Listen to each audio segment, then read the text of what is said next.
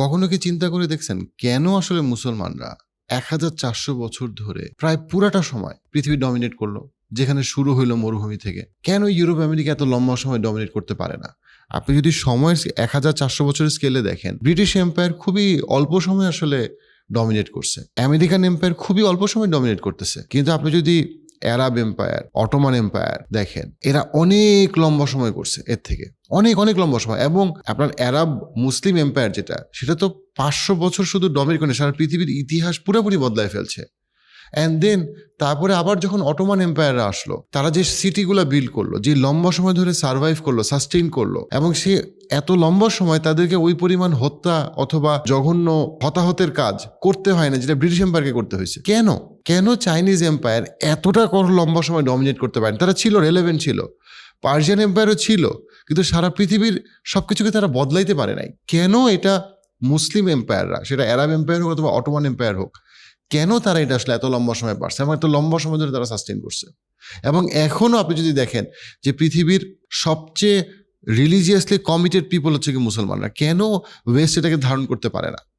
এবং এইটা আমরা বোঝার চেষ্টা করবো আজকে। এটা এত ইম্পর্টেন্ট আমাদের জন্য। আমাদের প্রোগ্রামের টাইটেল স্পন্সর স্কাই বাই বিডির কাছে বিশেষ কৃতজ্ঞতা। 2 লক্ষের বেশি উদ্যোক্তা তাদের সাথে অলরেডি কানেক্টেড। যে কোনো প্রোডাক্ট এক্সপোর্ট ইম্পোর্ট বিজনেসের ক্ষেত্রে চায়না থেকে আপনি আনতে চাচ্ছেন, স্কাই বাই বিডি হতে পারে আপনার বেস্ট পার্টনার। পশ্চিমের রোগ, অন্তরের রোগ বোঝার ক্ষেত্রে আল্লাহ কোরআনে কোয়েশ্চেন করতেছেন। আল্লাহ বলতেছেন সূরা ফুরকানের 43 নম্বর আয়াতে, তুমি কি তাকে দেখছো যে তার নিজের ডিজায়ারকে সে গড মনে করে, তার নিজের কামনা, বাসনা, চাওয়া, ইচ্ছা, তার প্রায়োরিটিকে সে আল্লাহর প্রায়োরিটির উপরে দেয়। তার কাছে তার চাওয়াটাই ইম্পর্টেন্ট, সেটাই তার গড। আল্লাহ বলতেছেন তুমি তাকে দেখছো। খুবই সিমিলার আয়াত 45 নম্বর সূরার 23 নম্বর আয়াতেও আসছে যে তুমি কি তাকে দেখছো যে তার নিজের তার নিজের সত্তাকে, তার নিজের চাওয়া পাওয়াকে, তার নিজের ডিজায়ারকে, তার নিজের হাওয়াকে সে গড মনে করে। এই যে প্রশ্নটা, এই প্রশ্নটার মধ্যে লুকায় আছে অনেক কিছু।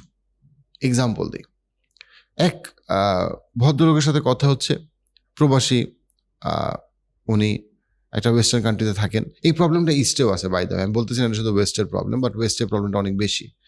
সেটা হচ্ছে যে সে বলতেছে যে আমার মেয়েটা সবকিছু ভালো ছিল অ্যান্ড এভরিথিং। মেয়েটার বয়স যখন 18 হইলো, হঠাৎ করে সে প্রশ্ন করা শুরু করলো, বৃদ্ধ বয়সে বাবা মাকে দেখতে হবে কেন? আমার বিয়ের ক্ষেত্রে বাবা মার কোনো চাওয়া পাওয়া থাকবে কেন বা পছন্দ থাকবে কেন? আমি যাকে পছন্দ তাকেই তো বিয়ে করব। আচ্ছা, মেয়ে প্রশ্ন করা শুরু করলো, আমি যদি ইনকাম করা স্টার্ট করি, দেন আমার বাবা মার দায়িত্ব আমাকে নিতে হবে কেন? বাবা আমার সাথে সম্পর্ক ভালো রাখতে হবে কেন? আমাকে কেন চাচা ফুফুর সাথে সম্পর্ক রাখতে হবে? আমাকে কারোর সাথে সম্পর্ক রাখতে হবে কেন? আমি আমার টাকা আয় করি, আমি শিক্ষিত, আমি যেমনি যা ইচ্ছা তা করবো। এন্ড আমার যদি ভালো লাগে আমি তোমাদের সাথে সম্পর্ক রাখবো, দেখা করবো। যদি ভালো না লাগে করবো না। আমাদের পুরো রমাদান প্রোগ্রাম পাওয়ার্ড বাই আম্রপালি, আপনার ইফতারের সাথে। এই যে মাইন্ডসেটটা, এই মাইন্ডসেটটা কোথা থেকে আসছে? রুটটা কি? এই মাইন্ডসেটটা আসছে অন্তরের রোগ থেকে। এবং যেই রোগটা হইল, সে তার নিজেকে গড মনে করে, সে তার নিজেকে স্বয়ংসম্পূর্ণ মনে করে। সে মনে করে এটা পারফেক্টলি এথিক্যাল এবং পারফেক্টলি ফাইন, যে সে যেটা করতে চায় সে সেটা করবে। এবং সমাজ এবং রাষ্ট্রের দায়িত্ব হইল সে যা ইচ্ছা করতে চায় তাকে তা করতে দিতে হবে, কারণ তার কাছে মনে হচ্ছে সে কারো ক্ষতি করতেছে না, কোট আনকোট ক্ষতি করতেছে না। আচ্ছা, একটা এক্সাম্পল দিই তো। পৃথিবীর সমস্ত পুরুষ আর সমস্ত নারী যদি একসাথে চিন্তা করে যে আমরা টাকা কামাই এবং আমাদের জীবন আমাদের, এবং আমরা কেউ বাচ্চা নিব না, আমরা তো কারো ক্ষতি করতেছি না, আমরা জাস্ট বাচ্চা নিতেছি না, তাহলে 100 বছর পরে পৃথিবীতে মানুষ থাকবে?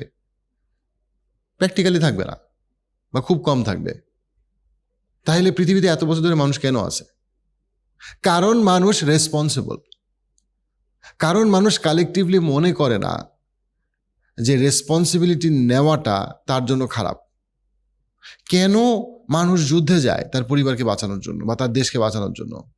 কারণ সে মনে করে তার লাইফটাতে ওই স্যাক্রিফাইস এবং রেসপন্সিবিলিটিটা তাকে মহান করে। এখন এইটার যেই আন্ডারলাইং এসেন্সটা, সেটা কোত্থেকে আসে? সেটা ইসলাম দেয়, সেটা লিবারালিজম কখনো দিতে পারে না, সেটা সেকুলারিজম কখনো দিতে পারে না, কখনোই পারবে না। কারণটা হচ্ছে আপনি যখন ইসলামে আসলেন, খুব খেয়াল করবেন কথাটা, আমাদের বাচ্চাদেরকে যদি আমরা শিখাইতে না পারি, আমার টিচার হিসেবে স্টুডেন্টকে যদি শিখাইতে না পারি, আমরা তাদেরকে ইসলামে রাখতে পারবো না। কারণটা হচ্ছে পুরা মিডিয়া, ফেসবুক, সোশ্যাল মিডিয়া তার উল্টা কথা বলে। তুমি যা করতে চাও তাই করবা, তুমি তোমার গড, তুমি তোমার স্রষ্টা, তুমি কি কাপড় পরবা, তুমি কিভাবে কথা বলবা, তুমি কিভাবে তাকাবা, সবকিছু তোমার ইচ্ছা, তোমাকে কেউ কোনো কিছু বলতে পারবে না, সবকিছু তোমার ইচ্ছা। কিন্তু ইসলাম বলে না, তুমি আল্লাহর বান্দা, তুমি পৃথিবীতে আসছো আল্লাহর প্রতিনিধিত্ব করতে। তা না হলে তুমি জালেম, তা নাহলে তুমি ফাসেক, তা নাহলে তুমি বিভ্রান্ত। তোমার কাজটা হচ্ছে কি রেসপন্সিবল হওয়া। এই জন্য আল্লাহ তোমাকে পাঠাইছে, তোমাকে আল্লাহটা কাজ দিয়ে পাঠাইছে। তুমি সেই কাজ করার মাধ্যমে তুমি ফুলফিল করতেছো ওই রিজনটা, যে রিজনে তোমাকে পাঠানো হয়েছে। তুমি কেন ফ্যামিলি করবা, তুমি কেন চাকরি করবা, তুমি কেন দায়িত্ব নিবা, তুমি কেন স্যাক্রিফাইস করবা? কারণ ওইটাই তোমার কাজ, ওই জন্যই তোমাকে সৃষ্টি করা হয়েছে।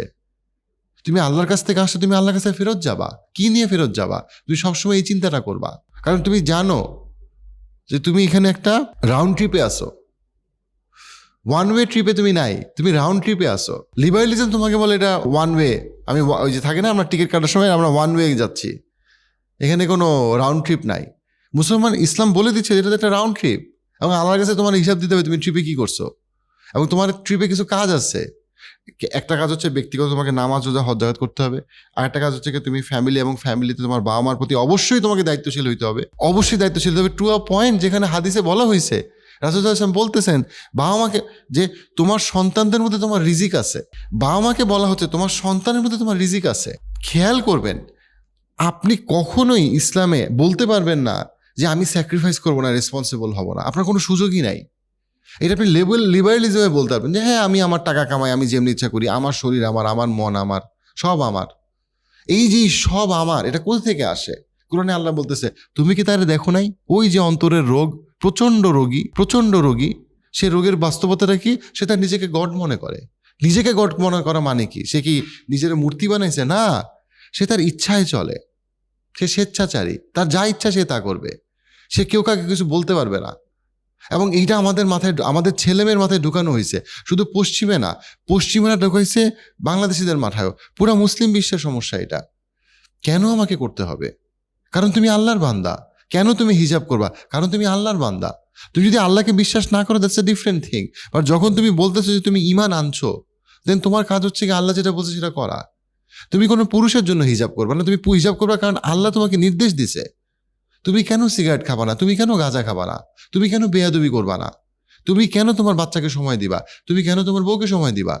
কেন তুমি তোমার বউকে বলবা না বাসার খরচ অর্ধেক অর্ধেক, চিকিৎসার খরচ অর্ধেক অর্ধেক? কারণ তুমি জানো তোমার বউয়ের অর্থনৈতিক দায়িত্ব তোমার। হ্যাঁ, তোমরা দুজন যদি চাকরি করার ব্যাপারে সম্মত হও, তখন তোমরা শেয়ার করতে পারো, সেটাতে শরীয়তে বাধা নাই।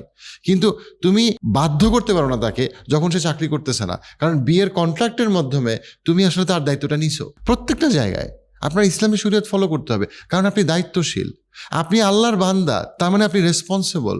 আল্লাহ বলছেন কু আনফুসাকুম ওয়া আহলিকুম নার, তোমরা তোমাদেরকে এবং তোমাদের পরিবারকে জাহান্নামের আগুন থেকে বাঁচাবা।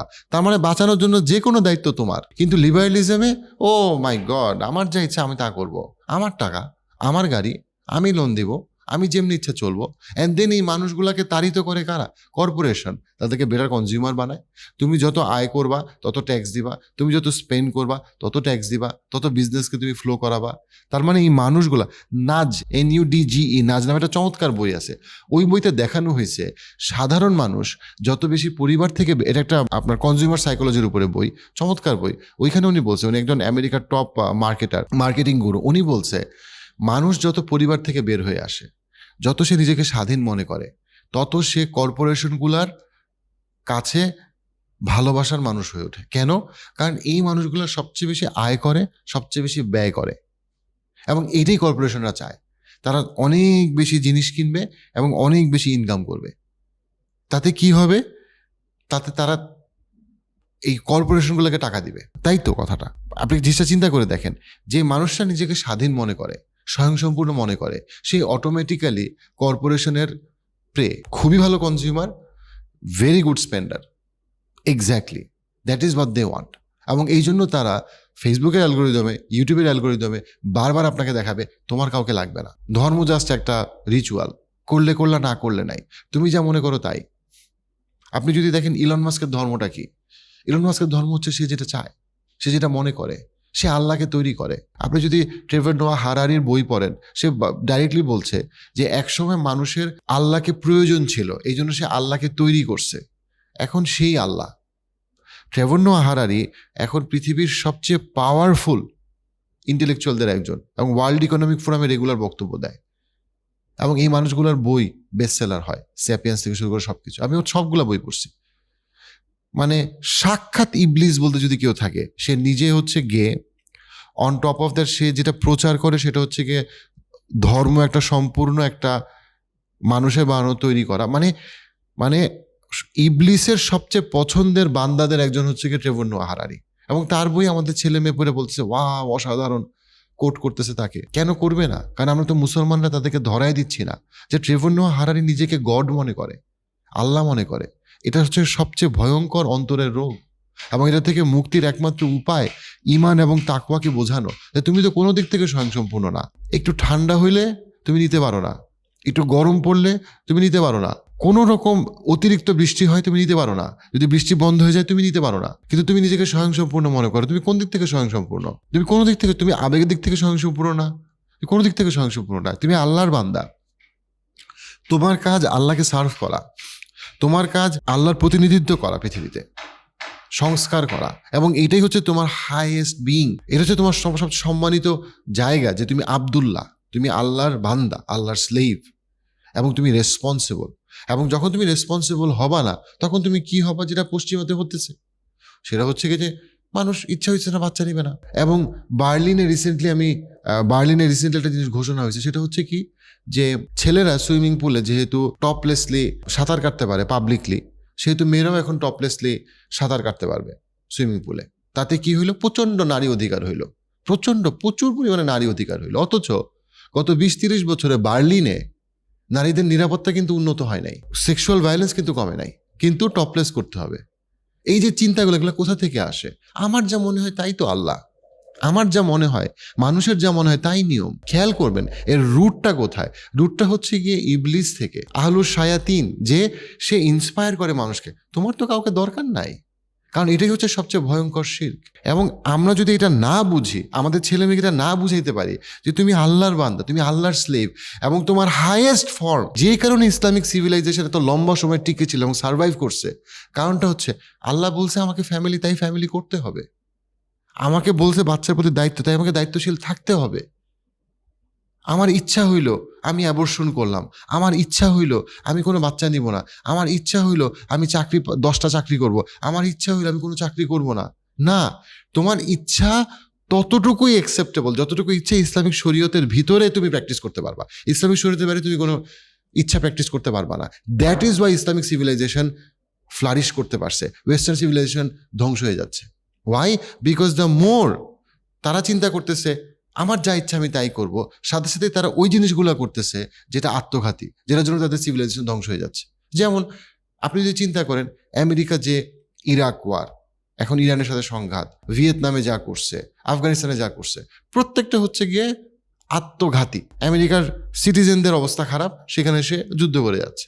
এটা কি? এটা আত্মঘাতী। এই আত্মঘাতীর জন্য সে কখনই একটা অটোমান এম্পায়ার অথবা অ্যারাব মুসলিম এম্পায়ার মতো একটা এম্পায়ার কখনোই তৈরি করতে পারবে না। কিন্তু মুসলমানরা সফল হওয়ার যে রাস্তা, সেই রাস্তা ছেড়ে দিচ্ছে এবং তারা পশ্চিমাকে ফলো করতেছে। আমাদের ছেলে মেয়ে সব ব্যাগ গুছায় বসে আছে, কবে আমি ইউরোপ আমেরিকায় পড়াশোনা শুরু করব, তারপরে তার লাইফস্টাইল নিব, তারপরে আর কোনোদিন ফিরবো না, এবং আমি তখন স্রষ্টা হয়ে যাব। ঠিক যেই জিনিসটাকে কোরআনে ওয়ার্ন করা হয়েছে, সেই জিনিসটা আমাদের ছেলে মেয়ে করতেছে, আর আমরা জমি জমা বেচে তাদেরকে পাঠিয়ে দিচ্ছি। এবং আমাদের ছেলে মেয়ে যারা বাংলাদেশেও আছে, তারাও কিন্তু এটার ব্যাপারে ফ্রি না, মুক্ত না, ঝুঁকি মুক্ত না, কারণ তারা সোশ্যাল মিডিয়ার মাধ্যমে ওই একই গ্রুমিং আর ট্রেনিংয়ে নিজেদেরকে ঢুকাচ্ছে। কিন্তু আমরা কি সচেতন যেন আমরা ছেলে মেয়েকে বুঝাইতে পারি যে সবচেয়ে খারাপ শিরকের একটা হইলো যখন তুমি তোমার নিজেকে স্রষ্টা মনে করো, এবং তুমি তোমার নিজেকে স্রষ্টা মনে করো তখনই যখন তুমি আল্লাহর আইন বাদ দিয়ে নিজের ইচ্ছাকে আল্লাহর আইনের উপরে প্রাধান্য দাও।